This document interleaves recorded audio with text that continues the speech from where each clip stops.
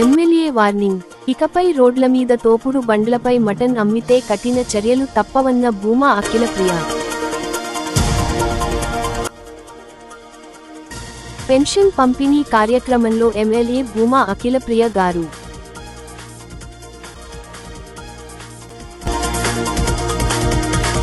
జాతీయ రహదారి 340C పనుల్లో నాణ్యతపై అసంతృప్తి వ్యక్తం చేసిన మంత్రి బీసీ జనార్దన్ రెడ్డి. రేషన్ పంపిణీలో పాల్గొన్న ఎమ్మెల్యే భూమా అఖిలప్రియ గారు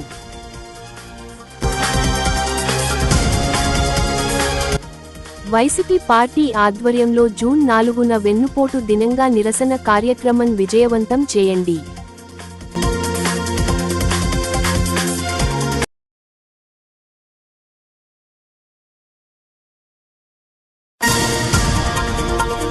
లేడీస్ కి ఇబ్బంది అవుతుంది. మీకు టాయిలెట్స్ ఉన్నాయి సఫిషియెంట్ ఏకంగా అవసరం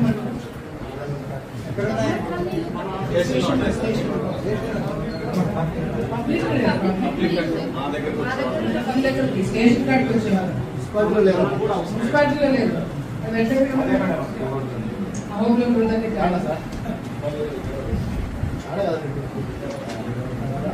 గట్టిగా అడగండి. మీరు మాట్లాడుకుంటే ఎట్లా కావాలి కదా.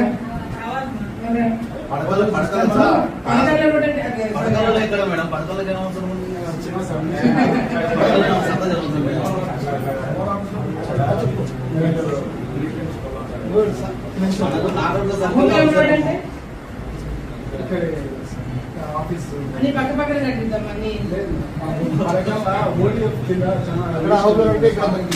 స్కూల్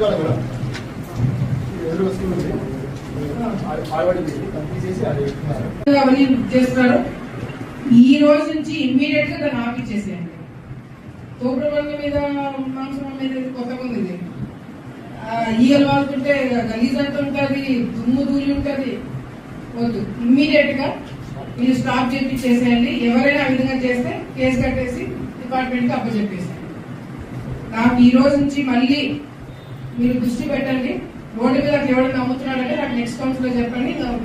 మీరు మా వేరే దగ్గర షిఫ్ట్ అయిపోయింది. నాకు మళ్ళీ అది జరుగుతుందని తెలిస్తే మాత్రం ఊరుకునేది. ఓకే,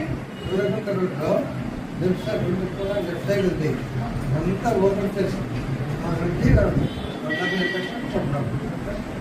కింద తారీఖు సంవత్సరం నుంచి 10 వర్షాలు పబ్లిక్ హెల్త్ మనము దాని మీద ప్రయారిటీ ఇవ్వకపోతే తర్వాత ఏం చేసినా కూడా ఉపయోగం ఉండదు. సో పబ్లిక్ హెల్త్ అనేది మస్ట్ అండ్ షుడ్ మనకి ఇంపార్టెంట్. 2 పొల్యూషన్ అది సౌండ్ పొల్యూషన్ కావచ్చు, నాయిస్ ఇది కావచ్చు, అన్ని విధాలుగా పొల్యూషన్ అనేది మనకి ఉండకూడదు. మెయిన్ గా ఆలగడ్డలో ఈ మధ్యలో నాకు మీరు గమనించడం లేదు, ట్రాఫిక్ విపరీతంగా పెరిగిపోయింది. అవునా కదా, ట్రాఫిక్ విపరీతంగా పెరిగిపోయింది. ఆ షాపుల ముందు షాప్ ఒక చోట ఉంటే దాని ముందర 2-3 షాపులు ఉంటాయి, దాని ముందర తోపుడు బండ్లు ఉంటాయి, దాని ముందర బయట పార్క్ చేసుకుంటారు. సగం రోడ్డు మీదకే వచ్చేస్తున్నారు అందరు. దీనివల్ల లేడీస్ కానీ, ముసలోళ్ళు కానీ, బస్సులు కానీ, పిల్లలు కానీ తిరిగే దగ్గర కూడా చాలా ఇబ్బందికరంగా ఉంటారు. ఇదే సేమ్ సిచ్యువేషన్ దీనికన్నా అంటే ఇప్పుడు మనకు ఆలగడ్డలో ఉన్న పరిస్థితి కన్నా 100 రెట్లు పరిస్థితి, ఘోరమైన పరిస్థితి నంద్యాలలో చూసినాం.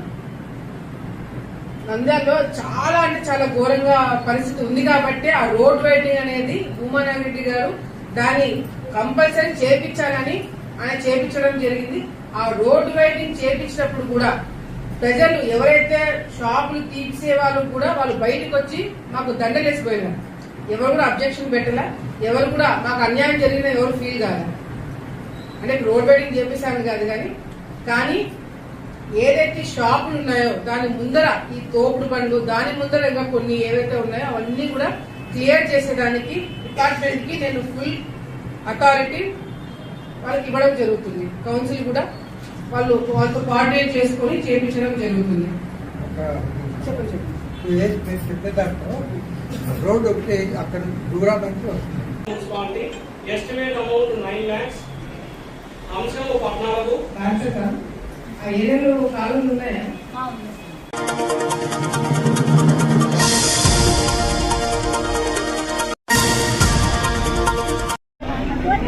ఇస్తే ఆ మాట మీద నిలబడడానికి ఎన్ని కష్టాలు వచ్చినా ఎన్ని ఇబ్బందులు వచ్చినా మాట తప్పకుండా ఏదైతే పెన్షన్లు పెంచడం ఒక ఎత్తైతే ఆ పెన్షన్లు పెరిగిన తర్వాత టైంకి అందజేయడం అనేది నిజంగా చాలా గొప్ప విషయము. అటు ఉద్యోగస్తులకు కావచ్చు, అటు పెన్షన్దారులకు కావచ్చు. ఆదివారం అయితే మరి ఇబ్బంది అవుతుందని చెప్పి 1వ తారీఖు ఆదివారం పడుతుందని చెప్పి 31వ తారీఖే పెన్షన్లు ఇస్తున్నామంటే ఈ ప్రభుత్వము ప్రజలపైన ఎంత ఆప్యాయత చూపిస్తుందో, ప్రజల పైన ఎంత అభిమానం చూపిస్తుందో అనేది స్పష్టంగా అర్థమవుతుంది. ఈ రోజు ఆలగడ్డ టౌన్ లో చింతకుంట్ల దగ్గర ఏరియాలో పెన్షన్లు పంచుతుంటే చాలా మంది ముసలోళ్ళని అడిగిన పెన్షన్లు ఇచ్చేటప్పుడు, ఏమవ్వా నీకు కొడుకులు ఉన్నారా అంటే, కొడుకులు ఉన్నారు కానీ ఉన్నవన్నీ తీసుకొని పోయినారు, ఇప్పుడు పెన్షన్లు ఇచ్చి మమ్మల్ని ఆదుకునేది చంద్రబాబు నాయుడు గారు అని చెప్పి ఆ ముసలోళ్ళు అనడం జరుగుతుంది. ఈ రోజు గట్టిగా కొట్టద్దు,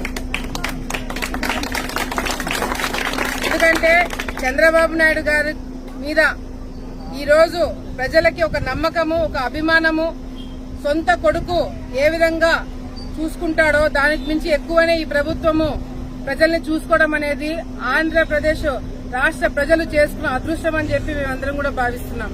ఈ రోజు ఈ ఏరియాలో కొన్ని సమస్యలు నా దృష్టికి ఆడవాళ్ళు తీసుకురావడం జరిగింది.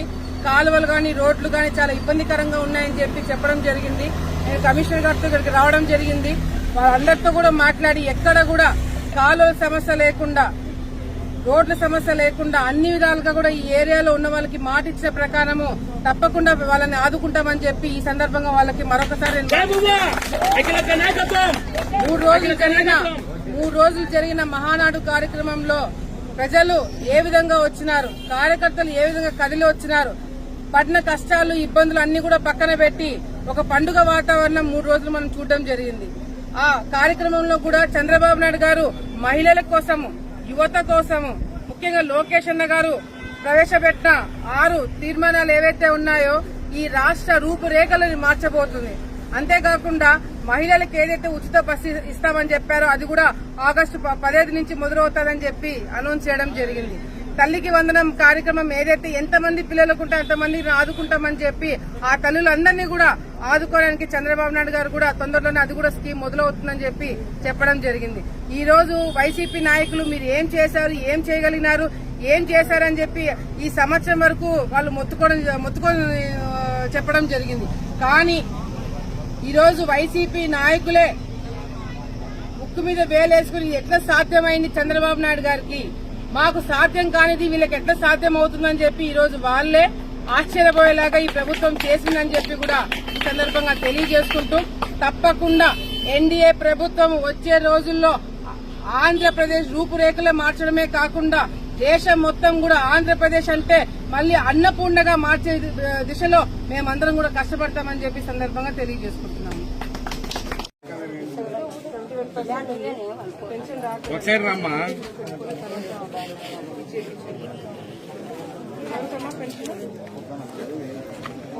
ఉంది కదా పెన్షన్ ఇస్తున్నాము. అందరూ చంద్రబాబు నాయుడు గుర్తుపెట్టుకోవాలా, ఏమి మర్చిపోవద్దు. జెరాక్స్ ఉంటే ఇచ్చేసి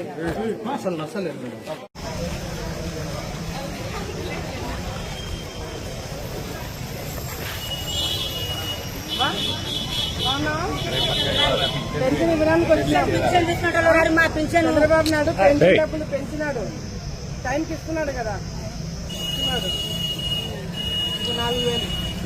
జై భూమా, జై భూమా, అఖిలమ్మ నాయకత్వం, అఖిలమ్మ నాయకత్వం. కొడుకులు ఎవరు లేరు, కొడుకులు పెట్టట్లా, చంద్రబాబు నాయుడు పెడుతున్నాడు. గుర్తు పెట్టుకోవాలి కొడుకుని. ఉద్యోగాల ఏం చేస్తున్నారు సార్? మీరు కొంచెం ఎక్కడ చేస్తున్నారు ఇప్పుడు?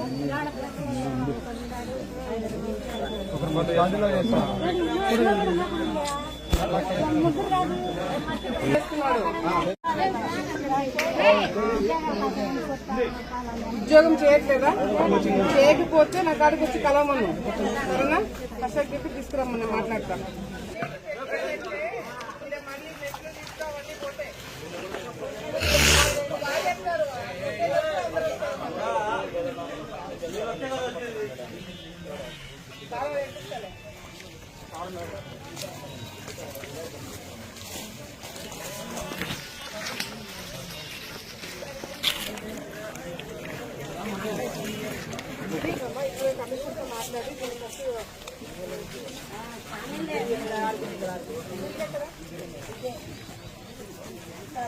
కాలాలు వేపించేటప్పుడు ఏదైనా ఉంటే పోతాయి, పర్లేదా?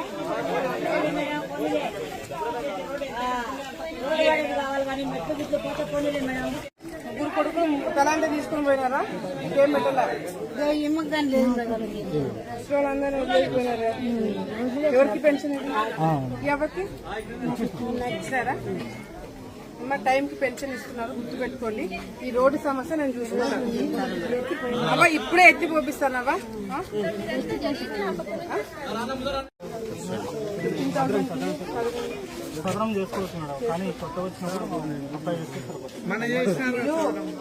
చెప్పండి, మీరు సదరన్ క్యాంప్ కి మళ్ళీ ఒకసారి వెళ్ళండి. బాబు పర్సంటేజ్ ఎక్కువ పెట్టించుకొని 15,000 పెట్టిస్తాము సరే. ఇప్పుడు 6,000 వస్తుంది కదా, బాబు పరిస్థితి ఉందని చెప్పి మళ్ళీ ఒకసారి అప్లై చేసుకుంటే వచ్చేదాన్ని బట్టి 15,000 వస్తుంది సరేనా.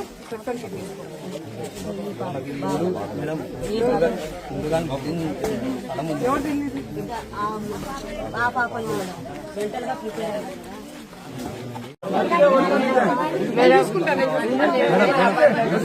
అపార్ట్మెంట్ పోతావా?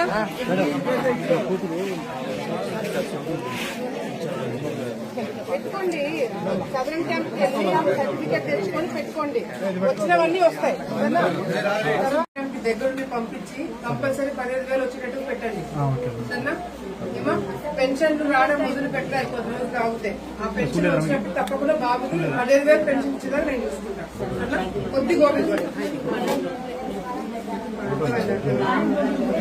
నాకు అర్థమైంది బాగా. అవునా? ఈసారి ఎవరైనా అట్లా చేస్తే నాకు చెప్పు సరేనా.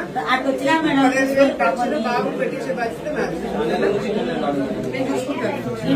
ఇంకా మనకి కొత్త పెన్షన్ ఇవ్వడం కూడా మొదలు ఇల్లుకి పెట్టిస్తాను. నువ్వు ఒకవేళ ఉంటానంటే అపార్ట్మెంట్లు ఉన్నాయి, కిట్కో ఇల్లు, ఆడ పోతానంటే పెట్టిస్తాను. ఆడ పోతావా? తర్వాత మన వాళ్ళకి పేరు ఇచ్చేసేయి నువ్వు, తర్వాత నీకు అక్కడ పెట్టిస్తాను నేను సరేనా.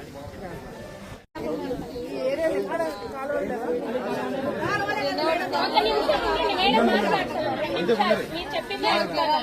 అవునవును వస్తాయి.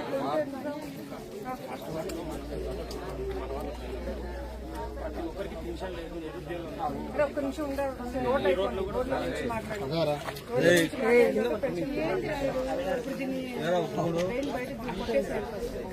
కొట్టేపిచ్చి మొత్తం బ్లీచింగ్ పౌడర్ చల్లేసేయండి. చాలా ఎట్లా చేద్దాం, ఎన్ని ఉంటాయి ఇక్కడ? లేవు, ఈడ లేవు. ఏం కానీ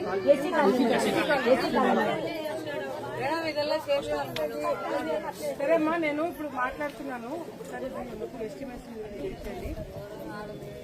ఏదో అంటారు ఫస్ట్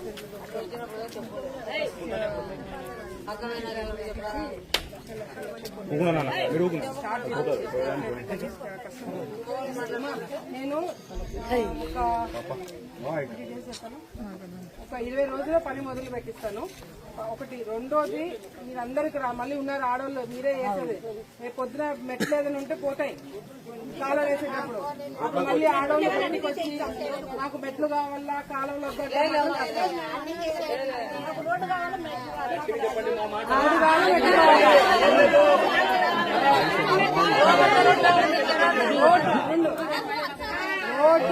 కాలువలు వేపిస్తా. ఎవరైనా మళ్ళీ వచ్చి నాకు మెట్లు పోతా అంటే మీరందరూ కూర్చొని మాట్లాడుకొని చేయాలి. ఒక 20 రోజులు పని మొదలు పెట్టిస్తా. ఇప్పుడు ఈ నీళ్లు మాత్రం సాయంత్రం కల్లా తోలిపెట్టేస్తాను.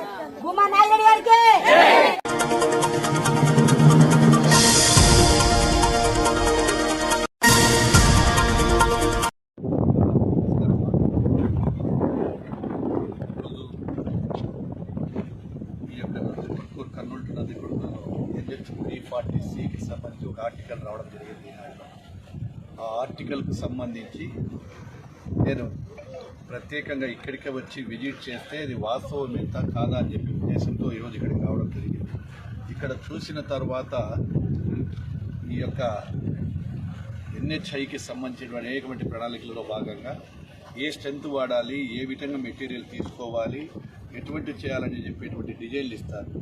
ఆ డిజైన్లకు విరుద్ధంగా ఇక్కడ ఉండేటువంటి కాంట్రాక్టరు ఇక్కడ నాణ్యత లేనిటువంటి మట్టిని తీసుకొచ్చి ఏదైతే టెక్నికల్గా శాంక్షన్లో లేనటువంటి వర్కులు తీసుకొచ్చి ఇక్కడ చేయడం జరిగిందని కనపడతా ఉంది మాకు.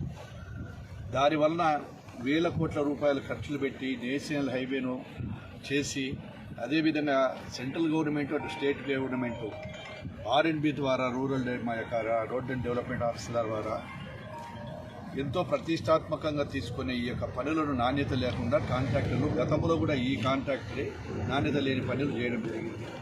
అంతకుముందు కూడా 2/8/24 ఆ రోజు కూడా 24వ సంవత్సరంలో కూడా ఒక పత్రికలో ఇతను చేసినటువంటి ఏవైతే కాంట్రాక్టర్ ఉన్నాడో ఆ కాంట్రాక్టర్ మీద కూడా గతంలో ఎంక్వైరీ చేయమని చెప్పి చేసినప్పుడు ఆ అధికారుల దగ్గర నాణ్యత లేదు, ఈ విధంగా జరిగిందని CMPC నుంచి కానీ దినపత్రికలో వచ్చిన దాని మీద ఎంక్వైరీ చేయమని వచ్చినప్పుడు నేను కూడా విజిలెన్స్ అండ్ ఎంక్వైరీకి పెట్టడం జరిగింది. మరి ఏం జరిగిందో తెలియదు కానీ ఆ విజిలెన్స్ ఎంక్వైరీ రిపోర్ట్ ఇప్పటి వరకు కూడా కనుమరుగైపోయింది. అంటే తన యొక్క వాళ్ళు ఈ వెనక ఎవరు నడిపిస్తున్నారో కూడా మాకు తెలియదు. ఏది ఏమైనా నాణ్యత లేని రోడ్లను ఎవరు ఎంత పెద్దవారైనా కఠినంగా శిక్షించాలని గౌరవ ముఖ్యమంత్రి గారు R&B డిపార్ట్మెంట్కు ఆదేశాలు ఇవ్వడం జరిగింది. నాణ్యత ముఖ్యం మాకందరికంటే. ఎందుకంటే ప్రజాసొమ్ము ఇది, ప్రజల సొమ్మును దుర్వినియోగం చేసి ఎందుకంటే ప్రజలంతా కూడా ట్యాక్స్ కడుతున్నారు. ప్రజల యొక్క వాహనదారుల యొక్క ట్యాక్స్తో ఈ రోడ్లన్నీ కూడా మెయింటైన్ జరుగుతుంది. ఎవరో దయాదక్షిణ్యం కూడా కాదు. వారి మీద ఈ యొక్క ప్రజల సొమ్ముతో చేసేటి ట్యాక్స్ కట్టినటువంటి రహదారులు ఈ విధంగా నాణ్యత లేకుండా పోతే ఏదైనా మొరం వచ్చి ఇక్కడ అయినప్పుడు యాక్సిడెంట్లు చెప్పేదానికి కారణాలు ఉన్నాయి. యాక్సిడెంట్ జరిగితే ప్రమాదాలు జరిగితే ప్రాణాలు కూడా పోతాయి. అటువంటి నాణ్యత లేని దాని మీద ఖచ్చితంగా దీని మీద ఎంక్వైరీ, స్పెషల్ ఎంక్వైరీ చేసి వాటి మీద నాణ్యత ఏదైతే లేదో వాటిని మళ్ళీ విజిలెన్స్ అండ్ ఎన్ఫోర్స్మెంట్ మీద ఆ అగ్రిమెంట్లో ఏముంది, అగ్రిమెంట్లో చెప్పిన ప్రకారం పనిచేశారా, అగ్రిమెంట్లో వాళ్ళు క్వాలిటీ కంట్రోల్ వాళ్ళ సర్టిఫికేట్ ఎవరైనా ఇచ్చారా, క్వాలిటీ కంట్రోల్ ఇచ్చింటే సర్టిఫై చేసి ఈ యొక్క మెటీరియల్ ఏదైతే బాగుంది ఇచ్చారో క్వాలిటీ కంట్రోల్ వాళ్ళ మీద కూడా ఖచ్చితంగా విజిలెన్స్ ఎంక్వైరీ చేస్తాము. ఆ అధికారులను కూడా ఖచ్చితంగా పిలిపిస్తాము. క్వాలిటీ కంట్రోల్ ఏదైతే లేదో క్వాలిటీ లేకుండా చేయడము, మామూలుగా వాళ్ళకు కొన్ని నామ్స్ ఉంటాయి మా R&Bలో, ఫలానా మట్టినే ఇక్కడ వాడాలి, దాని స్ట్రెంత్ ఇంత ఉండాలి, ఆ స్ట్రెంత్ ప్రకారమే చేయాలా. ఆ స్ట్రెంత్ లేని మట్టిని కానీ లూజ్ మట్టిని కానీ లేకుంటే ఎక్కడ కనపడితే అక్కడ మొరం, మామూలుగా పబ్లిక్ ఏదైనా పనికిరాని మొరం ఉంటుంది, అవంతా కూడా వేడికి కాదు. మీరే చూస్తున్నారు ఇక్కడ. ఒక్కసారి ఈ కెమెరాలు ఇట్లా తిప్పుకోండి, మీకు తెలుస్తుంది. ఇది ఇక్కడ పోయినదే కాకుండా మొత్తం కట్ట కోసేస్తూ ఉంది, ఆ కట్ట కూడా కోసేస్తూ ఉంది. ఆ కట్ట కోసినప్పుడు ఇది కట్ట తెగుతూ ఎంత దూరం పోతుంది. అది ఈ నాణ్యత లేని పని వల్ల ప్రజలకు కూడా ఇబ్బందులు అవుతాయి, ప్రజల సొమ్ము దుర్వినియోగం అవుతుంది. దీని మీద కాంట్రాక్టర్కు ఎప్పుడైనా కానీ కూడా ఖచ్చితంగా ఈరోజు ఆదేశాలు ఇస్తాము. ఎందుకంటే అందుకే నేను వ్యక్తిగతంగా వచ్చినటువంటి న్యూస్ను చూసిన తర్వాత ప్రత్యేకంగా నేను రావడం జరిగింది. అందులో శాసనసభ్యుడు కూడా ఇక్కడే ఉన్నారు, జయసూర్య గారు కూడా. కాబట్టి ఇది నెల మార్గంలో ఎవరైనా భవిష్యత్తులో ఇలాంటి పని చేయాలంటే కూడా భయపడే విధంగా చర్యలు తీసుకుంటాము.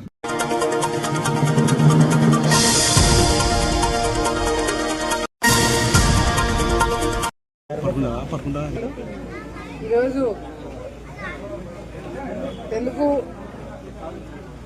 రాష్ట్ర ప్రజలు మన తెలుగుదేశం పార్టీ అధికారంలోకి వచ్చిన తర్వాత ప్రజలకి చేసే మంచిని చూసి ఈరోజు 5 సంవత్సరాలు పడిన ఇబ్బందులు, కష్టాలు, వైసీపీ ప్రభుత్వంలో నరకం అనుభవించి ఈరోజు మళ్ళీ చంద్రబాబు నాయుడు గారు ముఖ్యమంత్రి అయిన తర్వాత మనకి మంచి రోజులు వచ్చినాయి. మనము ప్రజలు ఇంకా జీవితాలు బాగుపడతాయి ఒక నమ్మకం ఈరోజు ప్రజలకు వచ్చిందంటే దానికి కారణము ఈ ప్రభుత్వం చేసే పనులన్నీ కూడా చూసి ప్రజలకు ఒక ధైర్యం వచ్చింది. గతంలో మనం చూసినాము రేషన్లో ఏ విధంగా వైసీపీ ప్రభుత్వం ఉన్నప్పుడు చాలా గొప్ప గొప్ప మాటలు చెప్పి ఏదైతే ఇంటింటికి మేము రేషన్ పంచుతున్నాము అని చెప్పి వెహికల్స్ పెట్టి, డ్రైవర్లు పెట్టి, వాళ్ళ జీతాలు పెట్టి ఎన్ని చేసినారు. పోనీ అదైనా సక్రమంగా చేసినారు, ఇంటింటికి నిజంగానే వెళ్లి ఆ వెహికల్స్ తిరిగి ఇచ్చినారు అంటే ఎక్కడ కూడా లేదు. 4 వీధులు కలిపి ఒక వెహికల్ తిరిగితే ఇష్టం వచ్చిన టైమింగ్ లో వస్తారు. వాళ్ళు వచ్చినప్పుడు రేషన్ తీసుకోకపోతే మళ్ళీ షాప్ కాడికి వెళ్లి తీసుకోవడము, మళ్ళీ వెయిట్ చేయడము. కానీ ఇప్పుడు ఈ ప్రభుత్వం వచ్చిన తర్వాత ఎవరికైతే 65 ఏళ్లు దాటాయో వాళ్ళకి, ముసలి వాళ్ళకి, బయటికి రాని వాళ్ళు, వికలాంగులు కూడా వికలాంగులకి, అదేవిధంగా 65 సంవత్సరాలు దాటిన వాళ్ళకి రేషన్ ఇంటికే తీసుకెళ్లి ఇవ్వడం జరుగుతుంది. మిగతా వాళ్ళు రోజుకి మరి ప్రతిరోజు 8 నుంచి 12 వరకు ఓపెన్ ఉంటుంది. మళ్ళీ సాయంత్రము 4 నుంచి 8 వరకు ఓపెన్ ఉంటుంది. 15 రోజులు ఓపెన్ ఉండే ఈ రేషన్ షాపు ఏ టైంలోనైనా వచ్చి మీరు రేషన్ తీసుకోవడానికి అవకాశం కలిగించడం జరుగుతుంది. గతంలో చూసినాం, మనం ఏదైనా పనికని బయటికి పోయి వచ్చే లోపల ఎప్పుడు ఇస్తాడో, ఎప్పుడు వెళ్ళిపోతాడో, ఎప్పుడు ఏం జరుగుతుందో కూడా తెలియని పరిస్థితి. కానీ ఈ రోజు ఏ టైంకి నుంచి ఓపెన్ ఉంటుందో తెలుసు, ఎక్కడ ఉంటుందో తెలుసు.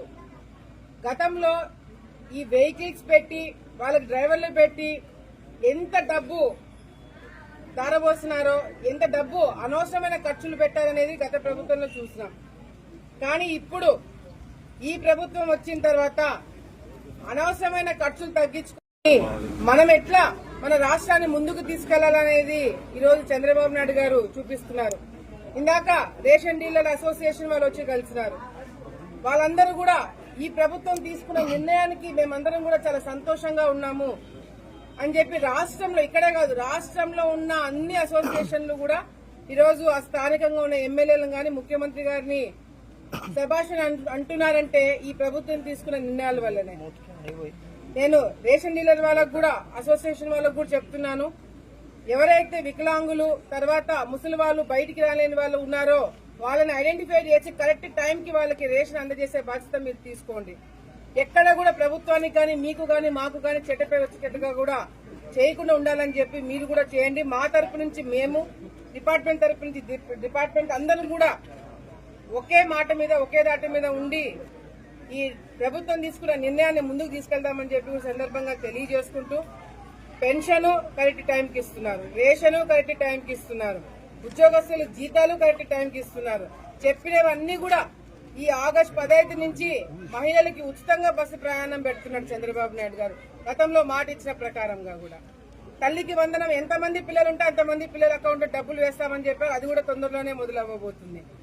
ఈరోజు సూపర్ 6 ఎందుకు చేయలేదు అని మొత్తుకుంటున్న వైసీపీ నాయకులకి మేము ప్రెస్ మీట్లు పెట్టి చెప్పాల్సిన అవసరం లేదు. చంద్రబాబు నాయుడు గారు తీసుకున్న నిర్ణయాలు, మేము చెప్పిన పనులు చేసుకుంటూ పోతున్నాము. మీకు అదే బుద్ధి చెప్తారు. ఈ రోజు కూడా వైసీపీ నాయకులు ఓర్చుకోలేకపోతున్నారు. వైసీపీ నాయకులు ఈరోజు సాక్షి పేపర్ చూసిన పెద్ద క్యూ ఒకటి పెట్టినాడు, మళ్ళీ కష్టాలు మొదలైనాయని చెప్పి రాస్తాడు. అంటే మీకు మీరు మీ వాళ్ళకి ఇచ్చిన కాంట్రాక్ట్, మీ వాళ్ళకి ఇచ్చుకున్న ఈ వెహికల్స్ తీసేసామని వాళ్ళు బాధపడుతున్నారు. మీకు రావాల్సిన కమిషన్ ఆగిపోయిందని మీరు బాధపడుతున్నారు. ఈ రోజు ప్రజలకి ఏది మంచో తెలుసుకున్న వ్యక్తి చంద్రబాబు నాయుడు గారు. దానికి తగినట్టుగానే మేము నిర్ణయాలు తీసుకోబోతున్నాము. వచ్చే రోజుల్లో ఆలగడ్డ నుంచి అమరావతి వరకు ప్రతి ఒక్కరు కూడా ఈ ప్రభుత్వాన్ని మెచ్చుకొని మళ్లీ ఇటువంటి ప్రభుత్వాలు మనకు ఉంటేనే మన జీవితాలు, మన పిల్లల జీవితాలు బాగుంటాయనే ఒక అభిప్రాయంకి వచ్చేలాగా మేమందరం కూడా కృషి చేస్తామని చెప్పి కూడా సందర్భంగా తెలియజేస్తున్నాం.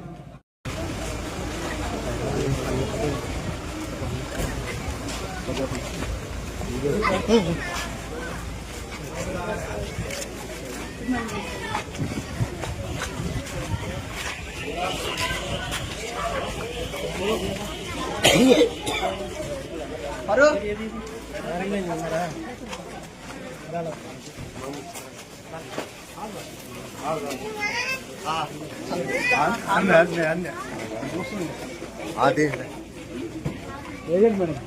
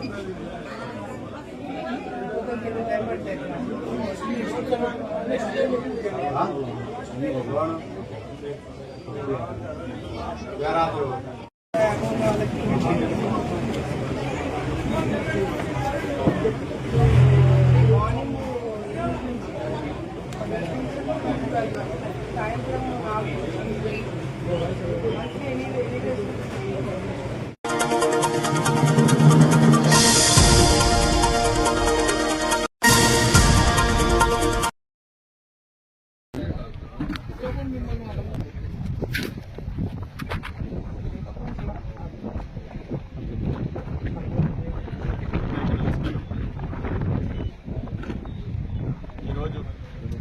ఇక్కడ ఈ పత్రికా సమావేశం ఏర్పాటు చేయడానికి ముఖ్య ఉద్దేశం, ఈ నెల 4వ తేదీకి ఈ కూటమి ప్రభుత్వం ఏర్పడి సంవత్సరం అవుతుంది. ఎన్నో అబద్ధ హామీలతో ఎన్నో ప్రజలకు ఎంతో ఆశ కల్పించి, అదేవిధంగా జగన్మోహన్ రెడ్డి గారి పాలన కంటే కూడా మంచి పాలన అందిస్తామని చెప్పి ఈరోజు సంవత్సరం కిందట వాళ్ళు ఎన్నికల ప్రచారంలో ఎన్నో హామీలు ఇవ్వడం జరిగింది. ఈరోజు సంవత్సరం అవుతున్నా కూడా ఏ ఒక్క విషయంలో కూడా హామీని నెరవేర్చుకోలేక ప్రజలను మాయమాటలు చెప్పి వెన్నుపోటు పొడిచారనే విషయాన్ని రాష్ట్ర ప్రజలకు తెలియజేయడానికి జూన్ 4వ తేదీ ఏర్పాటు చేసినటువంటి వైఎస్ఆర్ కాంగ్రెస్ పార్టీ ఒక కార్యక్రమాన్ని ఏర్పాటు చేసింది. ప్రజలందరినీ కూడా భాగస్వాములు చేసి వాళ్ళకు జరిగినటువంటి ఏదైతే హామీలను అమలుపరచకపోవడము, వాళ్ళని ఏ విధంగా మభ్యపెట్టి ఈ రకంగా ప్రజలు ఏదైతే మాటలు చెప్పి మాయమాటలు చెప్పి ఏ విధంగా అయితే వాళ్ళని మోసం చేశారో వాళ్ళకి మళ్ళీ ప్రజలకందరికీ కూడా గుర్తు చేయాలి, ప్రజలందరికీ కూడా తెలియజేయాలనే ఉద్దేశంతో జూన్ 4వ తేదీని రాష్ట్ర వ్యాప్తంగా కూడా వెన్నుపోటు దినంగా భావిస్తూ కార్యక్రమాల్ని ఏర్పాటు చేయడం జరిగింది. ఆ రోజు అందరూ వైఎస్ఆర్ కాంగ్రెస్ పార్టీ నాయకులైతేనేమి, వైఎస్ఆర్ కాంగ్రెస్ పార్టీ సభ్యత్వం ఉన్నటువంటి వాళ్ళైతేనేమి, వివిధ హోదాల్లో ఉన్నటువంటి నాయకులైతేనేమి, అదేవిధంగా 4వ తేదీ ప్రజలను అందరినీ కూడా మొబిలైజ్ చేసి ఒక కార్యక్రమం గూడూరులో మేము అనుకుంటున్నాం. ఈ కార్యక్రమాన్ని గూడూరులోన ఆ రోజు రాజశేఖర రెడ్డి విగ్రహానికి తర్వాత అక్కడ చిన్న కార్యక్రమం ఏర్పాటు చేసుకొని సంబంధిత మండల కార్యాలయంలో మేము ఎంఆర్ఓ గారికి వినతి పత్రాన్ని ఇవ్వడం జరుగుతుంది. ముఖ్యంగా ఈ ఏడాది పాలనను మనం విశ్లేషించుకుంటే, చంద్రబాబు గవర్నమెంట్ వచ్చిన తర్వాత ఈ రాష్ట్రంలో ఏం జరుగుతుంది అంటే, కేవలం భారత రాజ్యాంగాన్ని, అంబేద్కర్ గారు రాసినటువంటి రాజ్యాంగాన్ని పక్కన పెట్టి ఒక రెడ్ బుక్ అని పట్టుకొని వాళ్ళు కార్యక్రమాలు దాంట్లో రాసుకున్నారో వాటిని అమలు చేయడానికి తప్ప వేరే ఏ రకమైనటువంటి కార్యక్రమాలు లేవు. ఈరోజు మీకు అందరికీ తెలుసు, ఎన్నో హామీలు ఇచ్చారు, దాదాపు 140 హామీలు ఇచ్చారు. ప్రతి ఒక్క మహిళకు 1500 రూపాయలు, 18 సంవత్సరాలు దాటిన వాళ్ళకి 1500 అన్నారు, ఇంతవరకు ఏ ఒక్కరికి రాలేదు. ఉచిత బస్సు అన్నారు, ఏ ఒక్కరికి రాలేదు. అదేవిధంగా రైతులకి రైతు భరోసా ఈ సంవత్సరం కంప్లీట్గా పోయింది. అదేవిధంగా వ్యవస్థలు అయితే అదేవిధంగా 15 సంవత్సరాలు చిన్నపిల్లలు, బడిలకు పోయే పిల్లలకందరికీ కూడా 15,000 రూపాయలు ఒక్కొక్క ఎంతమంది పిల్లలు ఉంటే అంతమంది పిల్లలకి ఇస్తామన్నారు. అయినా కూడా ఏవీ కూడా లేదు. వీటన్నింటినీ అడగడానికి నాయకులు ముందుకు వస్తే ఏదో ఒక కేసు పెట్టి, మా తమ్ముడు సిద్ధార్థ చెప్పినట్లు, ఏమయ్యా నువ్వు 15,000 ఆడపిల్లలకి ఇయ్యలేదు అంటే వంశీని లోపలేస్తారు, వంశీ గారిని లోపలేస్తారు. ఇంకోటి ఏదన్నా ప్రశ్న ఇవ్వకపోతే గోవర్ధన్ రెడ్డి గారిని లోపలేస్తారు. ఈ రకంగా డైవర్షన్ పాలిటిక్స్ చేస్తున్నారు గడిచిన సంవత్సరం నుంచి తప్ప ప్రజలకు ఒరగబెట్టింది కానీ చేసింది కానీ ఏమీ లేదు. కానీ అప్పులు కూడా ఏం తక్కువ చేసినారా? జగన్మోహన్ రెడ్డి గారు 5 ఏళ్లలో చేసిన అప్పుల్లో మొదటి సంవత్సరమే సగం చేశారు. 1,00,000 కోట్లు, 1,20,000 కోట్ల రూపాయలు. మళ్ళీ ఎల్లుండి మంగళవారం అంటే ఇంకా సంవత్సరం లోపలనే 7 నెలలు కూడా కలుస్తాయి. మంగళవారం రోజు 7,000 కోట్ల అప్పులకు పోయినారు. జగన్మోహన్ రెడ్డి గారు 2,40,000, 3 లక్షల కోట్ల అప్పు చేస్తే ఈరోజు ఒకటే సంవత్సరంలోనే 1,20,000 కోట్ల అప్పులు చేసినటువంటి ఘనత చంద్రబాబు నాయుడు. అదేవిధంగా ఒక్క స్కీమ్ వేయకుండా ఈ 1,20,000 కోట్లు ఎక్కడికి పోయాయి? కేవలం ఆయనకున్నటువంటి ఒకే ఒక ఈ రాష్ట్ర ప్రజలందరినీ కూడా, ఈ అన్ని ప్రాంతాలని కూడా ఆయన ఎండగొట్టి ఈరోజు కేవలం అమరావతి అనే ఒక కాన్సెప్ట్తో ముందుకు పోయి, రాజధాని అనే దీంతో ముందుకు పోయి దానికి డబ్బులన్నీ కూడా పెట్టి ఈ అప్పు భారాన్నంతా కూడా ఆయన ఒక ప్రాంతాన్ని మాత్రమే డెవలప్ చేయడానికి ఈ భారాన్నంతా కూడా ఆయన మిగతా రాష్ట్ర ప్రజలందరి మీద కూడా వేస్తున్నారని చెప్పి ప్రజలు గుర్తుపెట్టుకోవాల్సిందిగా మేము కోరుతున్నాము. అదేవిధంగా ప్రజలందరికీ కూడా వైఎస్ఆర్ కాంగ్రెస్ పార్టీ తప్పకుండా మేమందరం కూడా ఈ ప్రజల యొక్క పోరాటంలో అయితేనేమి, ప్రజల యొక్క కష్ట సుఖాలు అయితేనేమి, గడిచిన సంవత్సరంగా కూడా మీరందరూ చూస్తున్నారు ఎన్ని అక్రమ కేసులు పెడుతున్నారు. నియోజకవర్గంలో అయితేనేమి, జిల్లాలో అయితేనేమి, రాష్ట్రంలో అయితేనేమి ఎవరికి కూడా మాట్లాడడానికి కూడా స్వేచ్ఛ లేకుండా భయభ్రాంతులకు గురి చేస్తున్నారు. కానీ ఇది ఎల్లకాలం సాగదు. భయం అనేది కొంతవరకు ఉంటుంది, కానీ తెగించిన తర్వాత ఎవరికి భయపడే పరిస్థితులు ఉండవని చెప్పి నేను ఈరోజు తెలుగుదేశం కేడర్ వల్ల కూడా అయ్యా ఇంతవరకు కూడా ఇవన్నీ కూడా నేను తెలుగుదేశం పార్టీకి నిజమైన కార్యకర్తలను కూడా నేను తప్పుపట్టాను. ఎందుకంటే ఇప్పుడు ఈ పార్టీలోకి వచ్చి ఇంకా ఏం జరుగుతుంది భవిష్యత్తు గురించి ఆలోచన లేని వాళ్ళే ఇటువంటి దుర్మార్గాలు, ఇటువంటి చిల్లర శాస్త్రాలు చేస్తున్నారు, ఇటువంటి ఇబ్బందికర పరిస్థితులు పెడుతున్నారు తప్ప మొదటి నుంచి ఆ పార్టీ మీద అభిమానం ఉన్న వాళ్ళు ఎవరు కూడా ఇటువంటి దుర్మార్గాలకు కానీ ఇటువంటి ఎందుకంటే వాళ్ళు ఆల్రెడీ అనుభవించుంటారు కొన్ని సమస్యలు. భవిష్యత్తులో మనం ఈ రోజు ఇది చేస్తే దానికి రెట్టింపుగా ఇంకో రకంగా ఉంటుంది అనేది తెలుసు వాళ్ళకి. ఇవన్నీ కూడా తెలియని వాళ్ళు చేస్తున్నారు. ఏదో ఇప్పుడిప్పుడు పార్టీలో ఉండి పార్టీలో చేరి లేదంటే యువకులు ఎప్పుడు భవిష్యత్తులో ఎప్పుడు దెబ్బతినే వాళ్ళు చేస్తున్నారు. నేను అందరికీ ఒకటే చెప్తున్నా, ఈ రోజు మీరు ఎంత ఇస్తారో దానికి రెండింతలు మేము రేపు పొద్దున ఇవ్వబోతున్నాము. అది ఏ రకంగా అనేది మీరే చూస్తారని చెప్పి మేము తెలియజేసుకుంటూ ఎవరు కూడా వైఎస్ఆర్ కాంగ్రెస్ పార్టీ కార్యకర్తలు అయితేనేమి, నాయకులు అయితేనేమి ఎవరికి భయపడాల్సిన పని లేదు. వచ్చే కాలం అంతా కూడా మనదే. మనము మీరందరూ కూడా ప్రజలకు అనుకూలంగా ప్రజలతో పాటు ఉండి ప్రజల కార్యక్రమాల్లో మనమందరం బాగా ప్రజలతో పాటు మన ఉద్యమాల్లో పాల్గొందాము, ప్రజలను చైతన్యపరుస్తాము.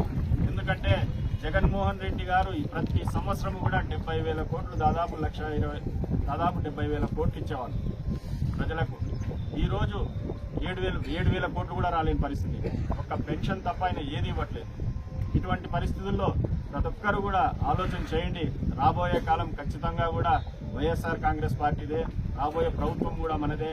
నేను తెలుగుదేశం పార్టీ వాళ్ళకు కూడా నేను ఒకటే హెచ్చరిక చేస్తున్నా, దయచేసి మీరు ఏదన్నా మీకు అధికారం ఇచ్చారు ప్రభుత్వం ఏర్పాటు చేసి, దయచేసి గ్రామాల్లో అభివృద్ధి పెట్టండి, అభివృద్ధి చేయండి. మా వైపు నుంచి కూడా సహకారం ఉంటుంది. కక్షలు కార్పణ్యాలు చేస్తే మీరు చేసే ఒక 4 ఏళ్ళు చేయగలరేమో, కానీ మేము ఇంకా మేము ఎంత దూరమైనా కూడా దాన్ని ఎంత ముందుకైనా కూడా తీసుకోవడానికి మేము కూడా సిద్ధంగా ఉన్నామని చెప్పి మేము తెలియజేసుకుంటూ, జూన్ 4వ తేదీ ఈ వెన్నుపోటు దినానికి సంబంధించి ప్రతి ఒక్కరూ కూడా ముందుకొచ్చి ప్రజల్ని చైతన్యం చేసి 4వ తేదీ కుదూరులో జరిగే కార్యక్రమానికి మీ అందరి సహాయ సహకారాలు కూడా కావాలని చెప్పి మీ అందరూ కూడా ఆ రోజు జన సమీకరణ చేసి ఒక గొప్పగా ఇంకా మనం ప్రజలకు ఒక మంచి మెసేజ్ ఇవ్వాలని చెప్పి జూన్ 4వ తేదీ సంవత్సరం గడిచింది. కూటమి ప్రభుత్వం అధికారంలోకి వచ్చి మరి ప్రజల పక్షాన ప్రజలు ప్రతిపక్షంలో ఉండమని తీర్పు చెప్పిన తర్వాత ఏదైతే హామీలు ఇచ్చి అధికారంలోకి వచ్చినటువంటి కూటమి ప్రభుత్వము ప్రజల పట్ల చేసినటువంటి అన్యాయాన్ని వారి గొంతుకై వినిపించడానికి జూన్ 4న వెన్నుపోటు దినోత్సవంగా మరి పార్టీ పిలుపునిచ్చినటువంటి కార్యక్రమాన్ని కార్యకర్తలందరితోటి హర్షవర్ధన్ రెడ్డి గారి నాయకత్వంలో ప్రజలకు తెలియజేయాలని కోడుమూరు నియోజకవర్గం తరఫున మరి మీ అందరికీ విజ్ఞప్తి చేస్తూ, ప్రజలకు ఏదైతే హామీలు ఇచ్చినారో ప్రజలకు పాలన అందిస్తామని చెప్పినటువంటి కూటమి ప్రభుత్వం ఘోరంగా విఫలమైన సంగతి మీ ద్వారా ప్రజలందరికీ తెలియజేయడం జరుగుతుంది. ముఖ్యంగా ఆరోగ్య రంగంలో ఏదైతే చెప్పినారో విప్లవాత్మకమైన మార్పులు ప్రపంచంలోనే మరి ఆరోగ్య రంగంలో తీసుకొచ్చినటువంటి విప్లవాత్మకమైన మార్పులను సమూలంగా తుంగలో తొక్కి దాన్ని మూలపడేసిన విషయాన్ని ప్రజలందరూ గమనించాలి. ఆరోగ్య వ్యవస్థలో ఏదైతే ఉందో దాన్ని అనారోగ్యం, వైఎస్ఆర్ హెల్త్ క్లినికల్ దగ్గర నుంచి అక్కడ ఉన్నటువంటి సిబ్బంది నియామకాల దగ్గర నుంచి దేనిని కూడా పట్టించుకోకుండా గాలికి వదిలేసినటువంటి వైనాన్ని ప్రజలందరూ గమనించారు. ఎందుకంటే ముఖ్యంగా మరి ఆరోగ్యశ్రీలో నిర్వీర్యం చేయడం జరిగింది. ఇక మిగిలిన హామీల గురించి నేను చెప్పేదానికంటే ప్రజలందరూ చాలా వెయ్యి కళ్ళతో గమనిస్తున్నారు. అందరూ చెప్పినారు పథకాల్లో నీకు 15, నీకు 15, నీకు 15 ఇచ్చిందేమీ లేదు. మరి ఏమైనా మాటలు చెప్తే డైవర్షన్ పాలిటిక్స్ చేయడం మొదలుపెట్టినారు. ఏదైనా గొంతు విప్పి మాట్లాడడానికి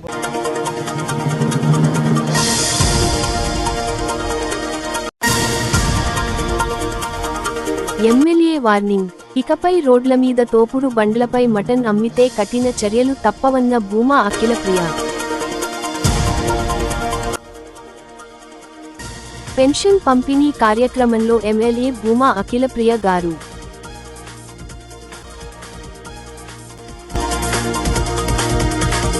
జాతీయ రహదారి 340C పనుల్లో నాణ్యతపై అసంతృప్తి వ్యక్తం చేసిన మంత్రి BC Janardhan Reddy.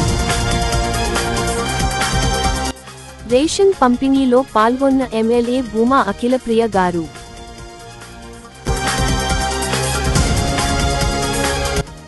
YCP party ఆధ్వర్యంలో జూన్ 4న వెన్నుపోటు దినంగా నిరసన కార్యక్రమం విజయవంతం చేయండి.